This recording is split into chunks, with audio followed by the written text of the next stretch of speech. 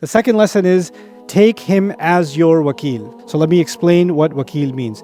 From it comes the idea of tawakkul. I recognize that I am not able to control everything in a situation. So whatever's out of my control, I'm handing it over to Allah. Allah who controls the east and the west. Allah who there's no ilah, no one to turn to except him. Therefore, Allah says, now take him as your wakil. Everything that is out of your control, leave it to him. Your sabh is in your control. Your standing in the night is in your control, isn't it? But there are things, Allah is now by saying, فَاتَّخِذُوا wakila, Allah is actually saying there are other things that are completely out of your control. How will someone react to the da'wah of the Prophet ﷺ? Is that in his control? No. Will someone become violent with him? Will someone accept and then reject later? Or someone reject and accept later? None of that is under his control. The thing that's being taught, the first lesson that's being taught in tawakkul to Allah is that human beings can never control other human beings. And we can never control anybody else's hearts or their minds. Just internalize, I don't have control. I don't have control over my son. I don't have control over my daughter. I don't have control over my wife. I don't have control over my husband. I have control over myself.